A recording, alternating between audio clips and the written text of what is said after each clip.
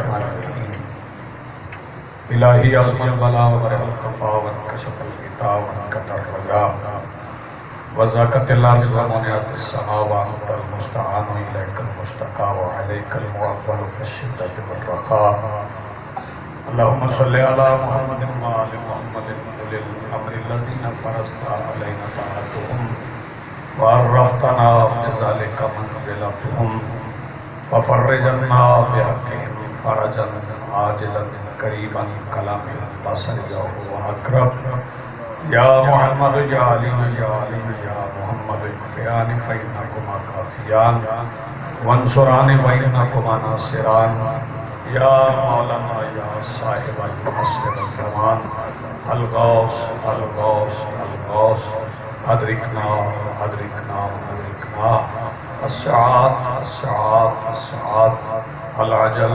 العجل العجل برحمتک یا ارحم الراحمین بحق محمد وآلہ الطاہرین ممکن حد تک بلند صلوات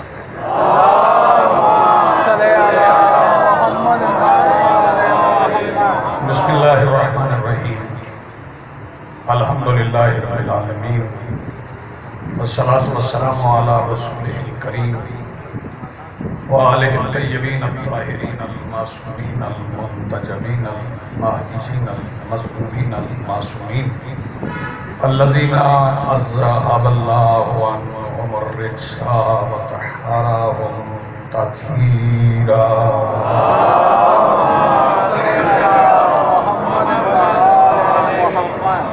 ولعنت اللہ علی اعدائہم ملعونین اجمعین من یومنا ھذا الی یوم الدین اما بعد فقد قال اللہ تعالی سبحانہ فی محکم کتابہ المجید وفرقانہ الحمید وقولہ الحق بسم اللہ الرحمن الرحیم من المؤمنین الرجال صدقوا ما عاهدوا الله علیہ فمنهم من قضى نحبه ومنهم من ينتظر وما بدل تبدیلا صلوات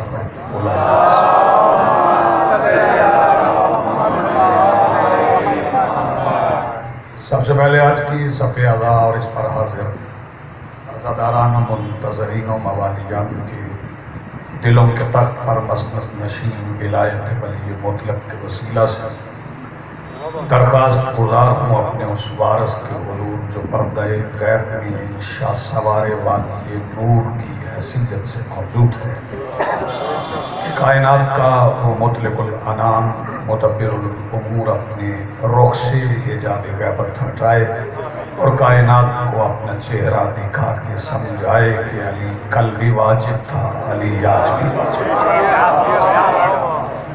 حاضرین محترم، اللہ رب العزت نے سورہ مبارکہ احزاب کی اس آیہ مبارکہ میں رجال کی ایک جماعت کا ذکر کیا ہے۔ رجال چونکہ رجل کی جمع ہے اور عموماً مستعمل عربی میں یہ ہر مرد کے لیے استعمال ہے، لیکن قرآن حکیم کا جو آئیڈیل رجل ہے جو کہ انسانی کامل ہے وہ عام مرد نہیں ہے۔ وہ اس لیے کہ ایک وضاحت اللہ نے کر دی قرآن حکیم میں اور فرما دیا کہ وما کان محمد ابا احد من الرجال، خبردار محمد تمہارے مردوں میں سے کسی کے باپ نہیں۔ یہ جو رجالکم ہے اس پہ بڑا زور دیا گیا کہ تمہارے مردوں میں سے کسی کے باپ نہیں، حالانکہ وہ باپ ہیں لیکن ہمارے مردوں میں سے کسی کے باپ نہیں ہے، کیونکہ قرآن عامت الناس سے مخاطب ہے۔ جو عام افراد ہیں ان میں سے مصطفیٰ کسی کے باپ نہیں، نہ ہی انہیں کوئی بھائی کہہ سکتا، نہ ہی انہیں کوئی دوست کہہ کے بلا سکتا، نہ ہی انہیں کوئی باپ کہہ کے بلا سکتا۔ یعنی مصطفیٰ کے رشتے بھی الگ ہیں۔ اور جب یہ اعلان ہو گیا کہ مصطفیٰ تمہارے مردوں میں سے کسی کے باپ نہیں، تو قرآن نے ہی بتایا کہ وہ باپ ہیں۔ جب فرمایا فَقُلْ تَعَالُوا نَدْعُوا أَبْنَاءَنَا وَأَبْنَاءَكُمْ، ان سے کہو تم لاؤ اپنے بیٹوں کو، ہم لاتے ہیں اپنے بیٹوں کو۔ جب یہ اعلان کر دیا تو اس کا مطلب ہے کہ وہ باپ ہیں۔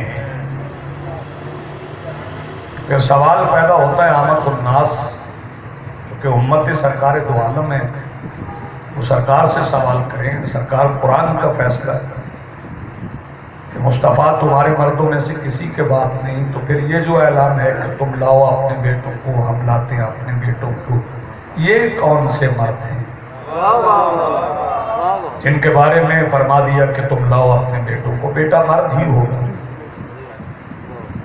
توجہ فرمائیے۔ پھر اس کا فیصلہ خیبر کے میدان میں 39ویں دن کی شام ہوا، جب فرمایا کہ کل علم اسے دوں گا جو مرد ہو۔ یعنی جو پہلے جاتے رہے وہ ہمارے مرد ہیں، جو کل جائے گا وہ مصطفیٰ کا۔ آپ نے بڑا اچھا سنا۔ یہ رجال کی تقسیم، اور چونکہ آیت میں پڑھ چکا ہوں تو میرا دل چاہ رہا ہے کہ میں ایک لفظ کی ساتھ وضاحت کرتا ہوں۔ نسانا و نساء، تم لاؤ اپنی نساء۔ قرآن حکیم کے تسلسل میں، چونکہ قرآن ہے تو کتاب قانون، لیکن قانون کی وضاحت میں تاریخ بھی ہے۔ قرآن میں قانون کی وضاحت میں تاریخ بھی ہے، مثالیں بھی ہیں، نشانیاں بھی ہیں۔ یہاں تک کہ وہ راز کی باتیں جو اللہ اور نبیوں کے درمیان ہوتی رہی وہ بھی قرآن میں ہیں، اور ایسی باتیں بھی جو بی بی مریم اور جبرائیل کے درمیان ہوئی جن کا کوئی گواہ نہیں تھا، ان کی بھی اللہ نے تشہیر کی۔ جب قرآن میں ہے تو پھر تشہیر ہے، وعدے کر دیا قرآن نے۔ قرآن میں تاریخ بھی ہے، قرآن کی تاریخ کا تسلسل دیکھ لیں۔ کسی میدان میں نساء کو دعوت نہیں دی گئی، ایک ہی میدان ہے جہاں اپنے حبیب کی زبان سے کہلوایا کہ ہم صرف مرد نہیں لائیں، تم اپنی نساء لاؤ، ہم اپنی نساء۔ یعنی یہ خاندان وہ ہے جس میں اگر رجال ہیں تو وہ بھی انسان کامل، اور جو نساء ہیں، یہاں میں ایک بات کہنا چاہتا ہوں، جب بی بی مریم پہ سوال اٹھا تھا تو پھر جناب عیسیٰ کو بولنا پڑا۔ یہ فکرہ بدل دوں تاکہ بات بہت واضح ہے۔ جب عصمت مریم پہ سوال اٹھا ہے تو پھر گواہی جناب عیسیٰ کو دینا پڑا۔ توجہ فرمائیے، بی بی مریم خود نہیں بولنی، عیسیٰ بولنے ہیں۔ لیکن جب سوال تثلیث اور توحید کا ہوتا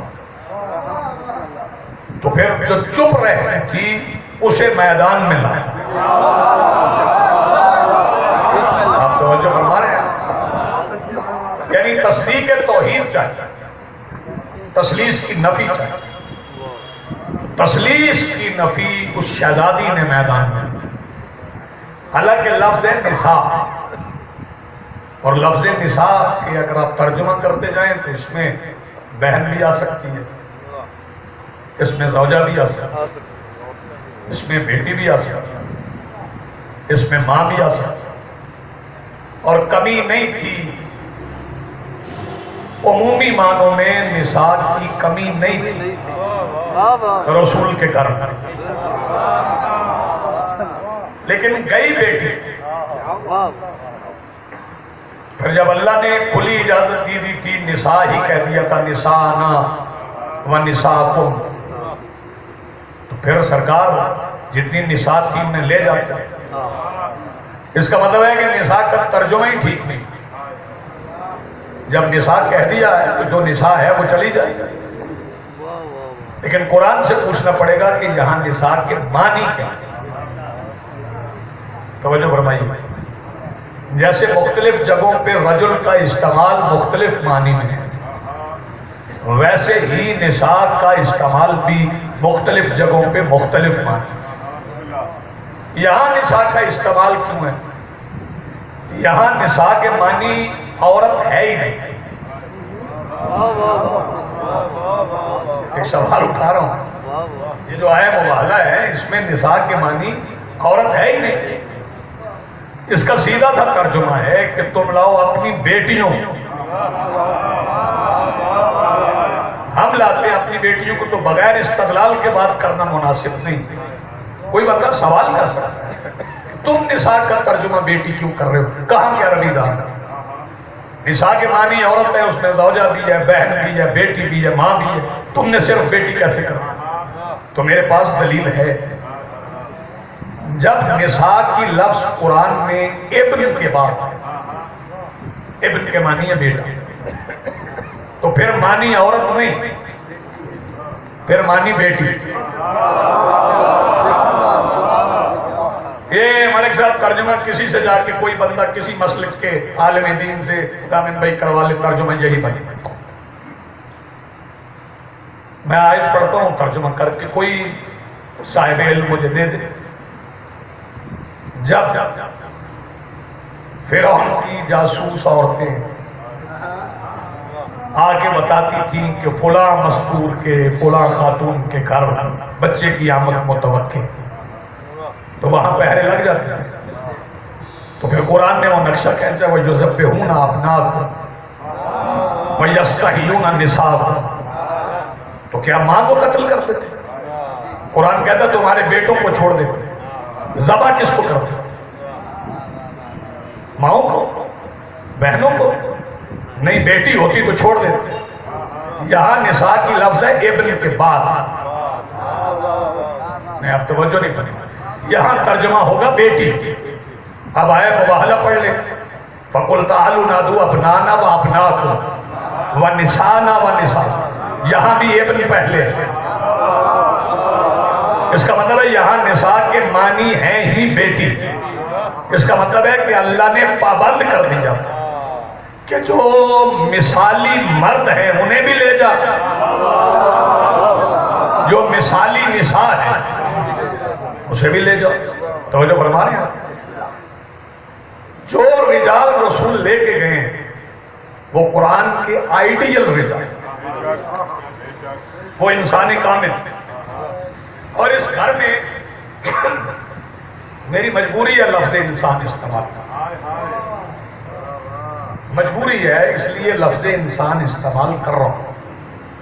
ہر آدمی انسان نہیں ہے۔ انسان کا مادہ کا نصاب ہے آنسا، آنسا کا مطلب ہے محبت کی۔ اس کا مطلب ہے جو مصدر محبت ہے وہ انسان ہے، جو مرکز محبت ہے وہ انسان ہے، جو محبت کرے وہ انسان ہے، اور جو محبت کے قابل ہو وہ انسان ہے۔ اور انسان کامل انہیں کہتے ہیں جن کی محبت اللہ نے واجب کی ہے۔ سلامت ہے۔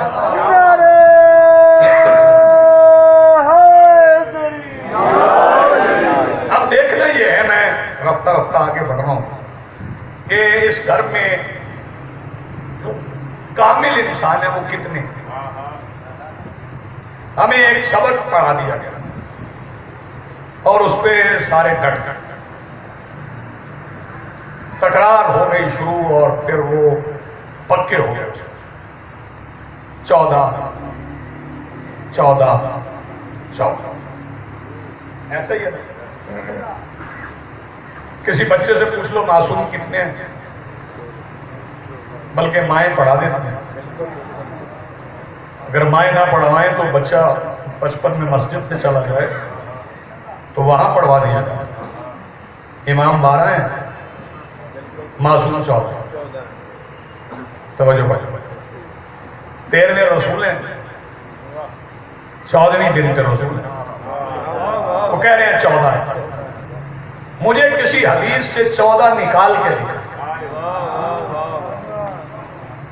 حدیث کی کتب آپ کے پاس موجود ہیں، مجھے دکھائیں نکال کے کہ 14 ہیں. جو 14 کہہ رہے ہیں انہوں نے خود قم میں 15ویں معصومہ کے نور محل پہ لکھا ہے معصومہ قم. تو 14 تو آپ نے بدل دی. اس کا مطلب ہے ایران جائیں تو پھر 15 ہیں،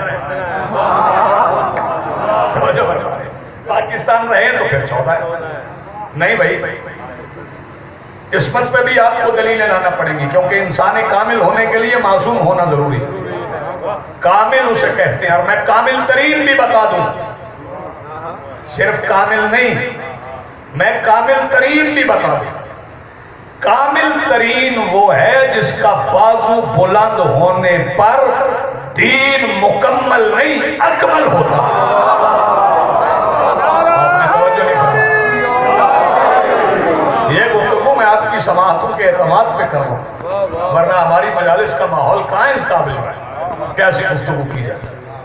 دین کامل نہیں ہوا غریب میں، تفضیل کا سیدھا اکمل ہوا ہے. اور یہ اکمل کہہ کون رہا ہے؟ الیوم اکملت لکم دینکم. کون کہہ رہا ہے؟ میں اور آپ کہہ رہے ہیں. یہ کسی قصیدہ خان کی مبالغہ آرائی نہیں، یہ حقائق کے خالق اللہ کی نشاندہی ہے. کیسے سننے آپ؟ قصیدہ خان کی مبالغہ آرائی نہیں، شاعر کی مبالغہ آرائی نہیں، کسی نثر نگار میں نہیں لکھا. یہ وہ کہہ رہا ہے جو فرماتا ہے انی یعلم خائنۃ الاعین وما تخفی فی الصدور. اس کا مطلب ہے ولایت علی دین مکمل نہیں کرتی، اکمل کرتی ہے. اکمل تفصیل کا صیغہ ہے. توجہ فرمائیے گا.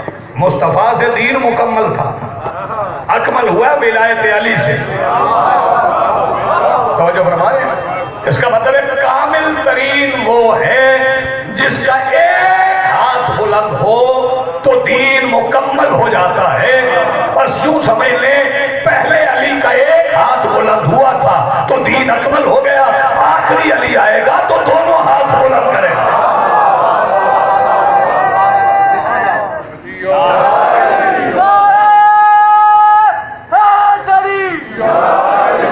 ایک بار ممکن حد تک بلند سلوات پڑے.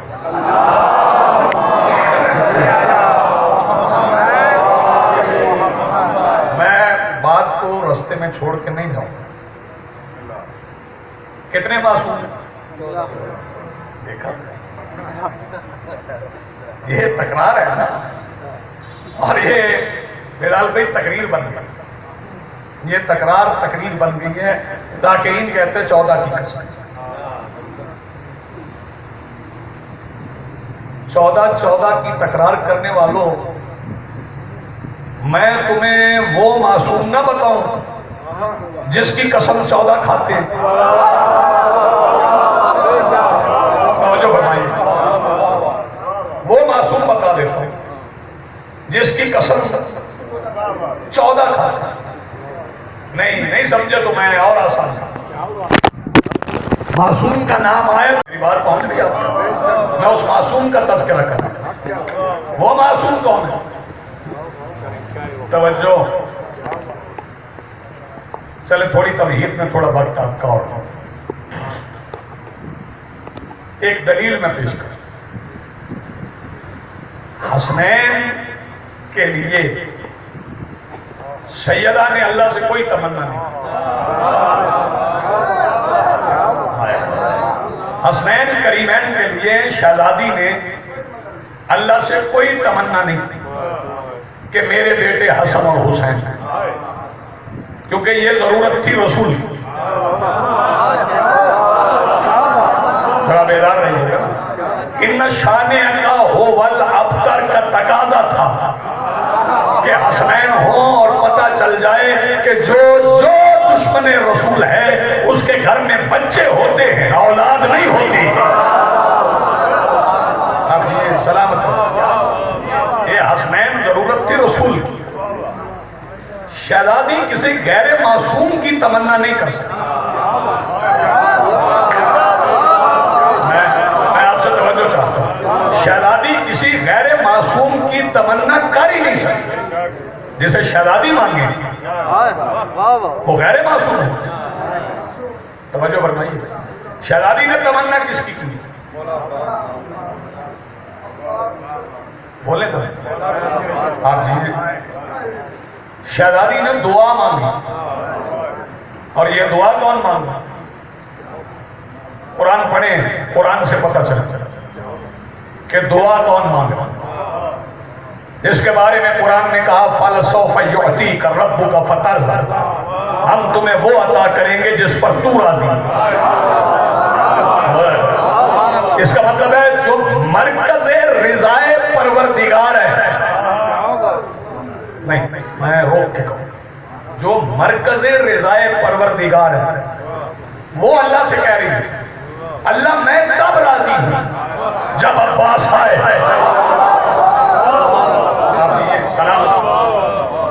ایسے بھی سنتے ہیں، اس کا مطلب ہے کہ عباس میرے مولا سرکار وفا، یہ صرف دعا نہیں، فکرہ عجیب میرے سامنے آ گیا۔ قرآن کی مثالی نساء کی نظر میں جو مثالی مرد ہے وہ عباس ہے۔ میں نے آپ کی سماعتوں کی اعتماد پہ یہ جملہ کہا ہے، جو عالمین پہ چنی ہوئی نساء پر بھی چنی ہوئی، اس کی نظر میں جو چنا ہوا وہ میرا مولا عباس ہے، یعنی دعا سیدہ نے مانگی۔ توجہ فرمائیے، دعائیں سیدہ نے کی، کتنی دعائیں کی ہوں گی؟ توجہ فرمائیے، 2 دعائیں سیدہ نے کی۔ وہ دعائیں، دونوں دعائیں آپ کو بتا دیتا ہوں، آپ کو مقام عباس کا اندازہ ہو جائے۔ ایک دعا کی ہے 12ویں کے ظہور کی، ایک دعا کی ہے آمد عباس کی۔ آپ خاموشی سے میں سمجھ رہا ہوں، یہ نام ایسا ہے کہ ماحول بدلتا، کیونکہ پانی پہ قبضہ عباس ہے، وہ خالص پانی ہے، اس پہ قبضہ آج بھی عباس ہے۔ مولا عباس کے لیے دعا شہزادی نے مانگی۔ فضائل عباس میں آپ کو کیا سناؤں، بس اتنا سن لیں کہ جب نام عباس آتا ہے تو وہ جن کے لیے کائنات میں سب پہ اٹھنا واجب ہے وہ اٹھ کے کھڑے ہو جاتے ہیں۔ میں ایک واقعہ پڑھ دیتا ہوں، ذاکر مجلس پڑھ رہا ہوں اور دوران مجلس میرے مولا عباس کا نام آیا، ہاں مولا سجاد اٹھ کے کھڑے، ایسے بھی مجلس ہوئی، مولا سجاد اٹھ کے کھڑے ہوئے، پھر کافی دیر گزر گئی، ذاکر نے مولا کا نام نہیں، پھر میرے مولا نے پوچھ لیا کہ تو میرے چچا عباس کا نام کیوں نہیں لے؟ ذاکر نے کہا مولا آپ زحمت کرتے ہیں، آپ اٹھتے ہیں، میں نے اس لیے نہیں۔ مولا نے فرمایا تو قیامت تک نام لیتا رہے،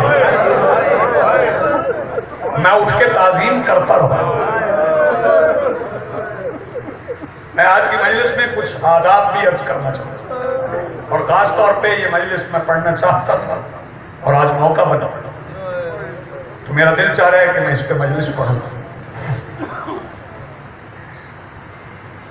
مولا عباس کے علم کو شبیہ علم نہ سمجھیں، اپنے گھر پہ مولا عباس کا پہرا سمجھیں۔ ہاں بچوں کی فرمائش تھی، میں نے کہا پوری کر۔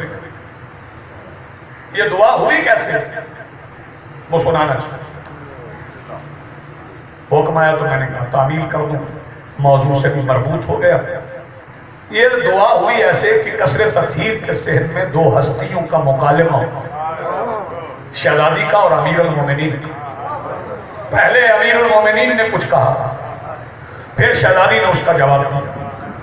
امیر المومنین فرماتی ہیں تمہارا ہونا حبیب یزدان کے واسطے افتخار ہے۔ تھوڑا مصائب سے باہر نکلی گا، میں فضائل پڑھوں۔ امیر المومنین علی بادشاہ فرما رہے جناب سیدہ سے تمہارا ہونا حبیب یزدان کے واسطے افتخار بھی ہے، عظیم ان کے جو معجزے ہیں تمہارا ان میں شمار بھی ہے، عظیم ان کے جو معجزے ہیں تمہارا ان میں شمار بھی ہے، نبی کی عطرت کے گرد تیری طہارتوں کا حصار بھی ہے۔ اور مولا فرماتے ہیں جہاں کے سب سے بڑے سخی پہ عطائے رب قدیر تم ہو، جہاں کے سب سے بڑے سخی پہ عطائے رب قدیر تم ہو، خدا کا قرآن کہہ رہا ہے خدا کا خیر کثیر تم ہو۔ یہ مصرع نہیں آیت کا ترجمہ ہے۔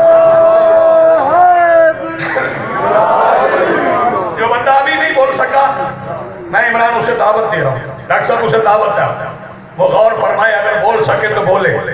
میرے مولا فرماتے ہیں، لسان اللہ فرماتے ہیں، مولا فرماتے ہیں تیری رعایا کا نام حوا، تیری کنیزوں میں حاجرہ ہے۔ تیری رعایا کا نام حوا، تیری کنیزوں میں حاجرہ ہے، اور بطول کیوں ہے جناب مریم تیرے فضائل کی ذاکرہ ہے۔ آپ یہ سلامت بطول کیوں ہے جناب مریم تیرے فضائل کی ذاکرہ ہے، تمہارے بچوں کی خادمہ کا ملائکہ سے مفاخرہ ہے۔ یہ اس میں اتنا غرور کیوں ہے؟ یہ تیری قربت پہ فاخرہ ہے۔ شہزادی کا جواب سنو گے؟ سیدہ فرماتی ہیں امیر المومنین کی طرف دیکھ کے، شہزادی فرماتی ہیں اے میرے بابا کے دل کی ڈھارس۔ یار ڈھارس کیسے سمجھاؤں میں؟ اے میرے بابا کے، شادی عجیب کس نے ہے، اے میرے بابا کے دل کی ڈھارس، نبی کی عطرت کے سائباں، نبی کی عطرت کے سائباں، عقیدتوں کے جو آسماں ہیں ان آسمانوں کا آسماں ہو، اور شہزادی فرماتی ہے میری نمازوں کی روح تم ہو۔ کیا کہنے آپ کے ساتھ؟ شہزادی فرماتی ہے میری نمازوں کی روح تم ہو، میری دعاؤں کے رازداں ہو۔ علی جو میرا بڑا شرف ہے وہ آج سب کو بتا رہی ہے، میں خانہ لامکان کی رونق کے صحن اقدس سے جا رہی ہوں۔ اور فساد شاہی مصرع سنیے گا، شہزادی فرماتی میری نظر میں ہے آج تک وہ نبی کے شانوں پہ جو قدم ہے، میری نظر میں ہے آج تک وہ نبی کے شانوں پہ جو قدم ہیں۔ اور شہزادی فرماتی ہیں جو سانس لیتے رہے ہیں مرسل میں جانتی ہوں وہ تیرے دم، جو سانس لیتے رہے ہیں مرسل میں جانتی ہوں وہ تیرے دم ہیں۔ اور شہزادی فرماتی ہمارے سجدے بھی ان میں شامل جو تیری ایک ضرب سے بھی کم ہے۔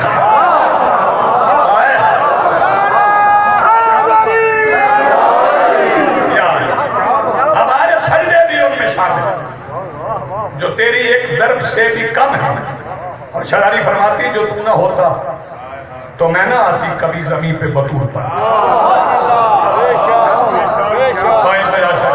جو تو نہ ہوتا تو میں نہ آتی کبھی زمین پہ بطول بن کر، یہ تیرا احسان ہے تو آیا خدا کے دین کا اصول بن کر، اور ایک احسان میں کروں گی وہاں دعائے قبول بن کر، میں وعدہ کرتی ہوں جاتے جاتے علی سے بنت رسول بن کر، اداس مت ہو میں جا رہی ہوں، میں تیری ہر آس بھیج دوں گی، میں اپنے بابا کے پاس جا کے وہاں سے عباس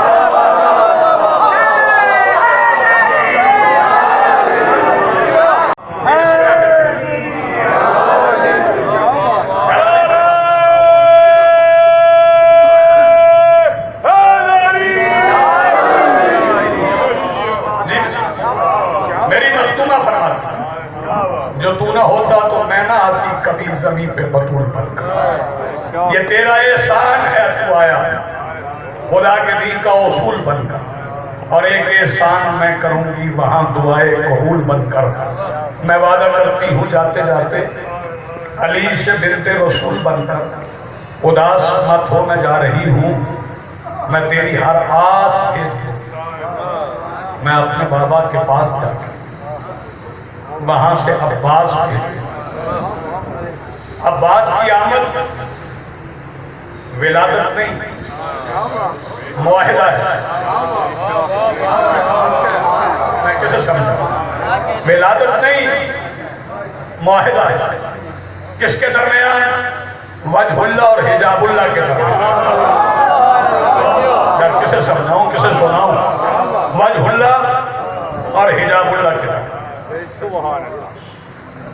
24 ہجری سیدہ ام البنین اس گھر میں تشریف آئی،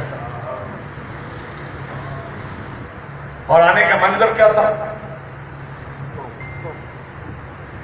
آیت حسنین کے کاندھوں پہ تھی اور قرآن ساتھ پیدل چلتا۔ یار کیا پڑھوں؟ جب شہزادی آئی اس گھر میں تو مخدومہ نے سجدہ کیا ہے اس دہلیز پر جہاں رسول رکتے تھے۔ پھر گھر کے اندر تشریف آئی تو شریکت الحسین شہزادی نے ایک حجرے کا انتخاب کیا کہ یہ میری ماں کا حجرہ ہے، آپ یہاں مت ہو۔ سیدہ ام البنین کا جواب سنیے۔ شہزادی فرماتی ہیں یہ حجرہ آپ کی ماں کا ہے، میرے لیے کعبہ ہے۔ 2 سال گزرے ہیں، 26 ہجری 4 شعبان میرے مولا عباس تشریف لائے۔ سب سے پہلے حسین آئے۔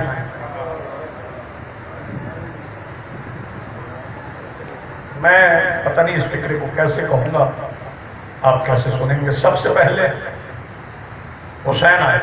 حسین مولا نے ہاتھ اٹھایا، جتنی دیر شبیر نے اٹھائے رکھا عباس نے آنکھیں نہیں کھولی۔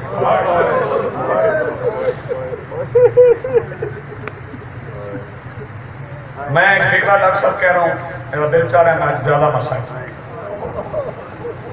آدمی سب سے پہلی بار عمران بتاؤں عباس نے حسین کو کب دیکھا؟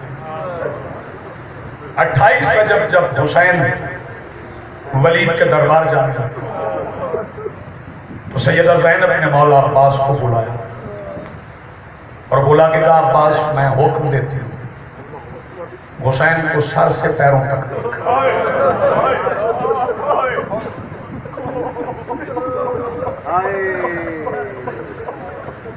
سیدہ آپ کا حکم ہے تو میں تعمیل حکم میں دیکھتا ہوں۔ مولا عباس نے پہلی بار شبیر کے چہرے کو آنکھیں بھر کے دیکھا۔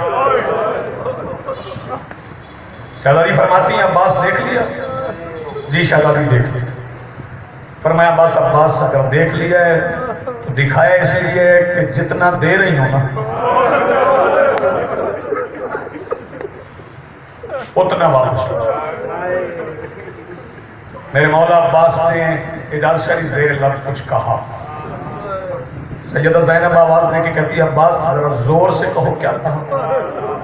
مولا عباس عرض کرتے ہیں شہزادی میں نے اپنی حسرت کا اظہار کیا ہے، کاش آپ ایسے کہتی رہیں۔ جزاک اللہ کی آوازیں بلند ہو۔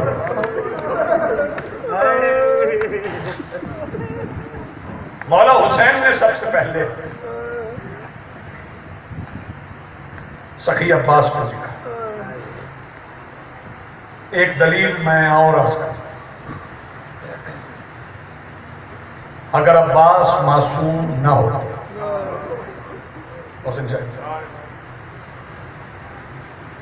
تو بلال یہ حسین کے مقابلے پر عباس کا حرم حسین کے حرم کے ساتھ مل کے حرمین نہ بنا تھا۔ یہ حرمین ہونا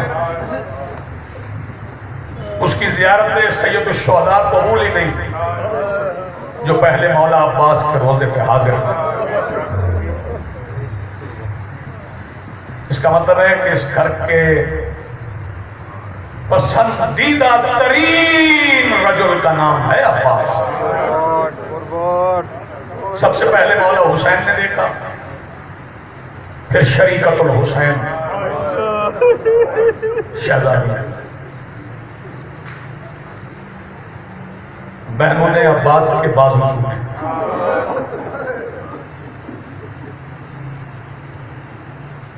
بڑے صاحبان فہم و ذکا بیٹھے ہوں۔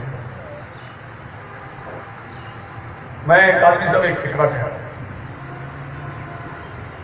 جب عباس نے چلنا شروع کیا نا تو علی کی بیٹی نے عباس کی انگلی پکڑ کے چلنا سیکھنا شروع کر دیا۔ میں بسم اللہ کروں، آباد میں سلام کروں، بہت خوبصورت آپ کی آوازیں بلند ہو گئی۔ ایام ادا میں مجلس ادا میں شرکت کا مقصد تو رونا ہے، میں نے دیکھا ہے ہر آنکھ پرنم ہو گئی۔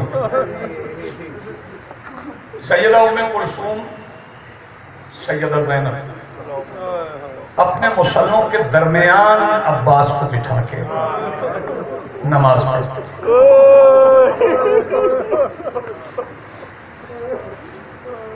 میں نہیں کہتا آوازیں اور بلند کرو، جو سسکیوں میں رونا چاہے وہ سسکیوں میں رونا چاہے، جو ہائے کر کے رونا چاہے وہ ہائے کر کے رونا، جو آنسو آنسو رونا چاہے وہ آنسو آنسو رونا۔ ویسے مولا کا فرمان ہے، مولا کی مجلس میں ابو بصیر بیٹھے تھے، اختتام مجلس پہ میرے مولا نے پوچھا تھا ابو بصیر رویا نہیں؟ رومال آنکھوں سے ہٹا کے کہا مولا آنسوں سے بھیگ گیا۔ فرمایا منہ چھپا کے روتے ہو میرے دادا؟ مولا کیسے رو؟ فرمایا ایسے رو جیسے جنت میں میری دادی زہرا روتی۔ فرمایا کیسے روتی ہیں آپ کی جدہ؟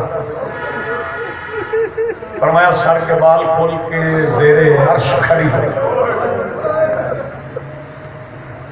میری دادی آواز دے کے کہتی ہے ہائے میرا حسین۔ اس کا مطلب ہے ہائے کر کے رونا سنت سیدہ۔ مغربین کی نماز کے بعد عباس بہنوں کے حجرے سے نکل کے ماں کے حجرے تھے۔ کہاں تھے عباس؟ اماں بہنوں کے پاس۔ فرمایا آج کہاں ہے؟ جزاک اللہ بنا آئندہ نہ کہتے اماں جیسے ہو فجر ہو گئی عباس نہیں گئے، ظہرین ہو گئی عباس نہیں گئے، مغربین ہو گئی عباس نہیں گئے۔ اپنے حجرے سے ماں ام البنین کے حجرے تک مشکل سے چل کے آئی گی بی صاحب۔ کیا مسئلہ ہے؟ میں بسم اللہ سیدہ آپ کو سلامت رکھتے مولا میں مستجاب جاؤں گا۔ اسے چلیے ذاکر ہیں آپ، ایک سوال شہزادی نے پوچھا، کہا میں ایک مسئلہ پوچھنے ہوں اور التجا شدید عجیب بات۔ سیدہ ام البنین فرماتی ہیں آپ عالمہ غیر معلمہ، مجھ سے مسئلہ پوچھیں گے؟ فرمایا آپ حرم ہیں محافظ شریعت کا، ایک مسئلہ مجھے بتا دیں، صرف اتنا بتا دیں مستور کی نماز بغیر پردے کے ہو جاتی ہے؟ سمجھ گیا؟ نہیں شہزادی آپ کے نانا کا حکم نہیں ہے۔ فرمایا پھر میرے پردے کو میرے حجرے میں آنے سے روکا کیوں؟ ابھی دعائیں مستجاب ہو گئی حاضر۔ 11 سال کے تھے عباس جب صفین ختم ہونے کے بعد علی بیٹی کے خیمے میں آئے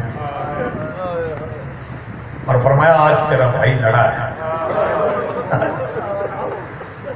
کیا میں پڑھ گیا؟ آپ نے سن لیا؟ 14 سال کے تھے عباس، جب مسجد کوفہ کی محراب بھنگی.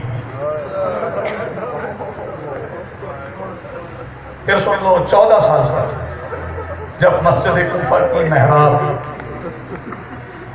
خون اطہر سے خون مطہر سے رنگین ہوئی. پہلا جہاد تھا عباس کا. ہاں جس میں عباس نے اپنی شجاعت صفین میں نہیں تھی، یہاں تھا. صفین میں تو عباس لڑے تھے، یہاں مقام شجاعت. جب عباس نے تلوار نکالی تو حسن امیر نے حکم دیا عباس تلوار نہ نکال، زخمی باپ اٹھا. نکلی ہوئی تلوار نیام میں چل گئی.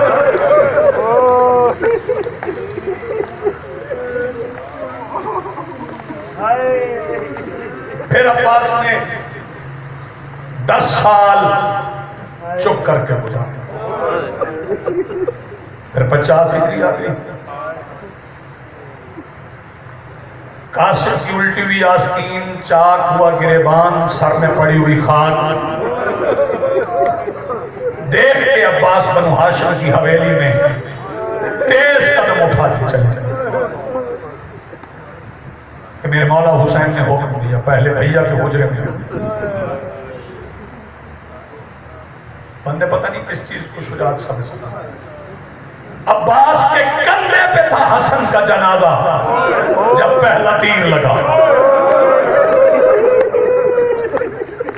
لیکن حکم حسین کا لڑنا نہیں. عباس نے ایک فکرے کے لیے میں محنت کر رہا تھا، آپ کی آوازیں بلند ہوتی نہیں، میں قریب آ گیا. سب سے مشکل ترین لمحہ عباس کی زندگی کا وہ تھا جب حسین نے کہا لکھ زینب.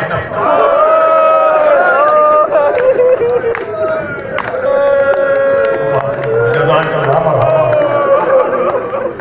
مالک عبادت قبول فرمائے. بڑی پیاری عبادت ہے، اس سے مشکل کام کوئی نہیں. فرمایا لکھو زینب بنت علی محاذ دربار یزید. لکھو کلثوم بنت علی محاذ دربار یزید. جب تیسرا نام لکھوایا نا، لکھو رقیہ بنت علی محاذ دربار یزید. عباس قلم رکھ کے کہتے ہیں اب اگر اجازت دیں پہلے 2 نام نکال.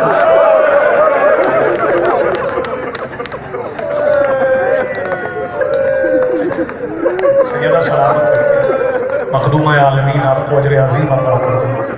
اس گھر میں ایسے ہی ذکر ہوتا رہے، یہ گھر آباد رہے، آپ سب سے گھر آباد. بڑا مشکل کام تھا لیکن لکھ گئے عباس. اس کے بعد جو مرضی کر لیں. پورا مضمون شہادت کا شاید میں نہ پڑھ سکوں، لیکن ایک فکرے میں مولا عباس کی شہادت. بطول کی بیٹی کا پہلا قدم حجرے سے نکلا، عباس شہید ہو گیا. کتنا رو لیں گے، کتنی عبادت ہے. پھر قافلہ چل پڑا، چونکہ نام لکھے ہوئے تھے نا عباس نے. بہنوں کو سوار کروا مدینہ سے مکہ، مکہ سے پھر مدینہ کے قریب سے گزر کے کربلا. سارے راستے میں بہن کے محمل کے ساتھ عباس کا جنازہ چل رہا ہے. کیا مسائل. کربلا آ گئی. 2 محرم کو زمین خریدی، خیمے لگوائے. فرمایا عباس خیمے لگاؤ. بولا سب سے پہلے کس کا لگاؤں؟ فرمایا سب سے پہلے اس کا لگا جو سب سے آخر میں سوار ہو. نہ سوار ہوتے ہوئے انتظار کرنا پڑا، نہ اترتے ہوئے انتظار کرنا. پنڈی والوں یہ فکرہ یاد رکھنا اور اس پہ ماتم ہو سکے تو ماتم کر لینا. عباس نے شہزادی کا خیمہ لگایا. بتاؤ کیسے لگایا؟ درود پڑھ کے عباس نے شہزادی کا خیمہ کربلا کی مٹی پہ لگایا، اور شیعوں کے رونے کے لیے یہ بات کافی ہے، وہ خیمہ جو عباس نے 2 محرم کو درود پڑھ کے لگایا تھا، وہ 10 محرم کو امت میں نماز پڑھ کے جلا دی۔ سیدہ سلامت آباد میں بس 4 سے 5 منٹ اور بہت گریا ہوا، آپ کا حوصلہ مجھے نہیں آزمانا۔ پھر خیمہ اکھڑا، پھر خیمہ 7 پانی خیام میں ختم، 8 گزر گئی، 9 گزر گئی، 10 گزر گئی۔ حسین اکیلے جاتے تھے، اکیلے شہید کا جسد اخر اٹھاتے تھے، اکیلے لے کے آتے تھے۔ عباس سارا دن مصلی پہ جنت البقیع کی طرف رخ کیے ہوئے آواز دے کے کہتے تھے آپ کے بیٹے کی اجازت نہیں، ورنہ میں لشکر شام چھوڑ کے نہ ہوں۔ سیدہ کونین آپ کو سلامت، 2 فکرے آپ کو سن لیں کہ اچانک ام الفضل سیدہ لبابہ نے مولا عباس سے آگے کہا آپ عبادت میں مشغول ہیں، اور صبح سے لے کے اس وقت تک 9 بار سجدہ، خیمے کے دروازے پہ آ کے پلٹ گئے۔ اب عباس مصلی پہ نہیں بیٹھے، اب اس خیمے میں آ گئے جس خیمے میں وہ شہزادی تھی جس کا نام وفا کے کرتاس میں عباس کے برابر لکھا تھا۔ آگے مجھے سکینہ صرف اتنا بتاؤ آئی کیوں، پلٹی کیوں؟ شہزادی آواز دے کے کہتی چاچا میں اسے دیکھ کے آتی ہوں، کیونکہ دوسرے زانوں پہ 6 مہینے کا بھی اثر تھا۔ جب آپ کے خیمے کے دروازے پہ جاتی ہوں سامنے بابا کا خیمہ ہے، بابا کمر پہ ہاتھ رکھتے ہیں، میں واپس پلٹ آتی ہوں۔ عباس آواز دے کے کہتے شہزادی میں نے بڑی کوشش کی، تیرے بابا اجازت نہیں دیتے، کوئی سفارش کر، سفارش لائی شہزادی، یا مجھے 2 مصرے بلال کاظمی کی یاد آ رہے ہیں، مشق سے کا ساتھ یاد آتے ہیں مجھے۔ وہ فرماتے ہیں کہ اس طرح مشق اٹھائے ہوئے پھرتا ہے علم، اس طرح مشق اٹھائے ہوئے پھرتا ہے علم، جیسے غازی نے سکینہ کو اٹھا رکھا۔ شہزادی نے کئی دن کا خشک مشقہ میرے مولا عباس کے بازو پہ شہادت کا تعویذ سمجھ کے مارا۔ عباس حمایل کر کے چلے، مولا حسین کے خیمے میں آئے، جیسے ہی عباس کے کندھے پہ مشق دیکھی شبیر سے کرسی چھوٹ گئی۔ جو بھائیوں کے بھائی بیٹھے ہو نا پتہ نہیں آپ کتنا روئیں گے، عباس کے کندھے پہ مشق دیکھ کے شبیر چلتے چلتے عباس کے اتنے قریب آ گئے کہ دونوں بھائیوں کا چہرہ اپنے سامنے، حسین نے عباس کا چہرہ دونوں ہاتھوں میں لیا، پیشانی چھو کے کہتے ہیں عباس جانا چاہتے ہیں؟ مولا اجازت دے دیں۔ فرمایا عباس جا ضرور، مگر جانے سے پہلے اتنا سن لے میں اتنی دیر ہوں جتنی دیر تو ہے۔ جزاک اللہ مرحبا۔ شہزادی یہ کون ہے آپ کو سلامت رکھے، مولا جی آوازیں قبول فرمائیں۔ اجازت لے کے عباس خیمے سے نکلے، اشر کے قریب آئے اور مختصر نہیں کر سکتے، ایک فکرہ اشر سے کہا، اشر جو مجھے سوار کرواتے تھے نا میرے شاگرد، وہ سارے وہ فرات کے کنارے پہ سو گئے، یہ جو سامنے خیمہ ہے یہ میری وفاؤں کا قبلہ ہے، اگر میری تنہائی دیکھ کے میرا مولا حسین سوار کروانے آ گیا پھر تیری پوشت پہ نہیں جاؤں گا۔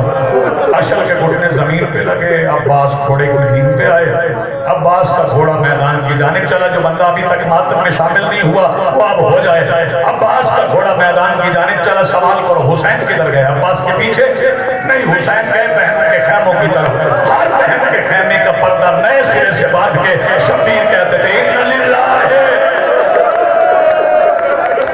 سیدہ آپ کو سلامت رکھے، مخدومہ یہ عبادت قبول فرمائے۔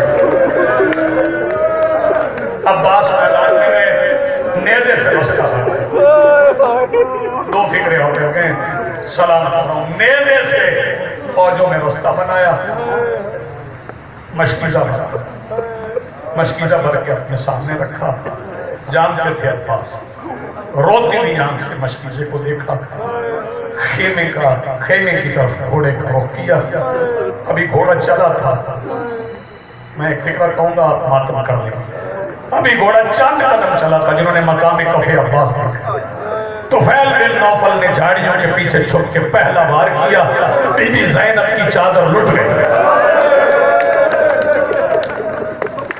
تھک گیا تو میں یہی سمجھ. چند قدم اور چلے کہ دوسرا وار ہوا. عباس کی زبان سے نکلا واہ حجابا. جب بازو کٹ گئے میرے مولا عباس گھوڑے پر جھکے. جھک کے مشکیزے کو دانتوں سے اٹھایا. دانتوں میں تسمے سے مشک سینے پر لٹک رہی تھی. بتاؤ ہوا کیا؟ علی اصغر کے قاتل نے چھپ کے علی اصغر کے پانی پر، کرو یار ماتم جس کے پاس ہاتھ ہے، علی اصغر کے پانی پر 3 نوک والا تیر مارا جو لگا مشک میں نکلا عباس کی پشت سے. پانی بہ گیا. عباس نے حسرت کے ساتھ بہتے ہوئے پانی کو دیکھا. پھر گھوڑے کا رخ خیام کی طرف نہیں. جب پانی بہ گیا پھر گھوڑے کا رخ یزید کی فوج کی طرف. یزید کی فوج کے درمیان ایک فکرہ اور کہہ رہا ہوں، سلامت رہو. یزید کی فوج کے درمیان آ کے عباس کھڑے ہو گئے. دور دور شامی سپاہی کھڑے. اپنی حسرت نکال دو. جس نے جتنا مارنا ہے مجھے مار لو، اسے نہ مارنا وہ